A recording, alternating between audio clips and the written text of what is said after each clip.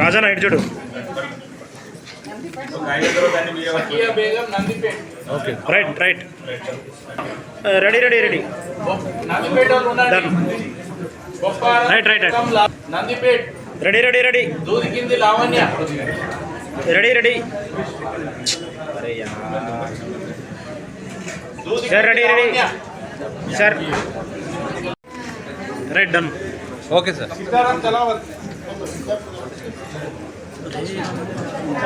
Ready ready done.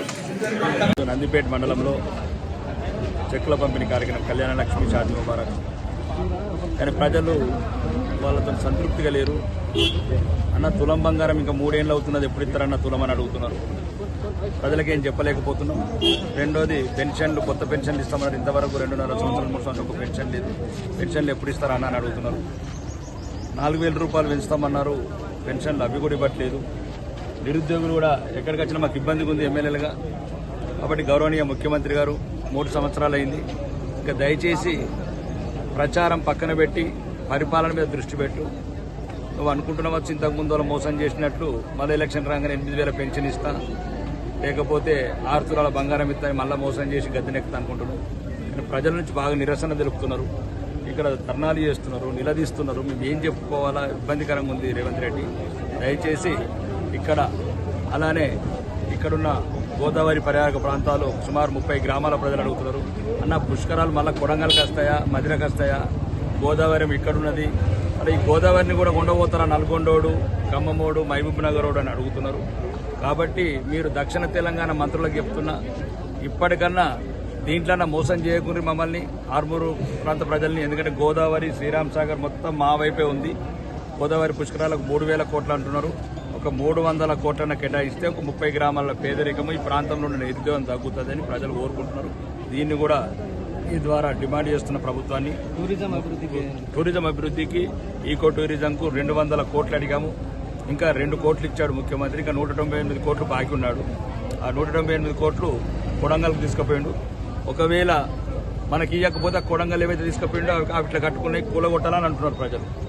మనకి ఇయ్యని తీసుకుపోయిన డబ్బులు కొడంగల్ కొండపోతే పోయి కూలగొట్టాలంటున్నారు. కానీ ప్రజల నిర్ణయాన్ని తర్వాత చూద్దాం. మనం ఒక ప్రజాభిప్రాయ సేకరణ చేసి, ఇంకా మరీ ముఖ్యంగా ఈరోజు భారతదేశం ప్రశాంతంగా ప్రజలందరూ కూడా ఆలోచించాలా.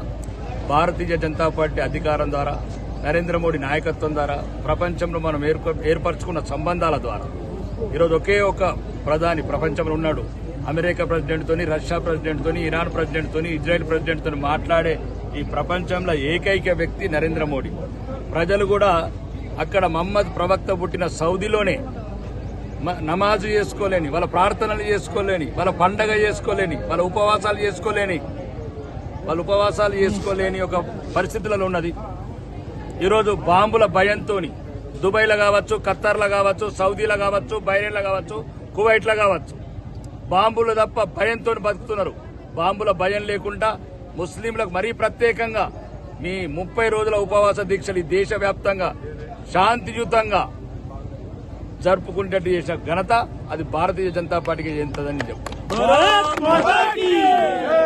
రెండోది, ఈరోజు క్రికెట్ మిగతా వాళ్ళకు కూడా చెప్తున్న భారతీయులకు సన్నాసి లెక్కల్లాగా ఉండకుండ్రి. ఈరోజు 50 కోట్ల మంది లైవ్ వరల్డ్ కప్ కూడా గెలిచాము. అంటే గెలిచామంటే ఇక్కడ శాంతియుత వాతావరణం క్రియేట్ చేశాము.